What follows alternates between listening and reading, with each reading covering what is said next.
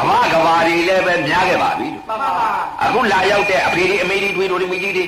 နှမလေးတွေညီလေးတွေညီမလေးနော်ကဘာတွေများခဲ့ပြီဖြုံးလာခဲ့နော်အသင်္ချေအနန္တလည်းမကပါနော်ဖရာပေါင်းအသင်္ချေအနန္တပွင့်သွားတော့ဘယ်ဖရာနဲ့မှမမေ့မှန်ပါဗျာယဟန္တာတွေပွင့်သွားတော့ဘယ်ယဟန္တာမှမမေ့အခုတက္ကကြီးတို့ဥပဇင်းတို့မြတ်စွာဘုရားသာသနာ9000ထားပြခဲ့တယ်2500ကုန်လို့2500တဲ့ဝင်လာပြီတကယ်မှန်ပါဗျာသာသနာတစ်ပတ်ပြန်လှည့်လာတယ်တကယ်မှန်ပါဗျာ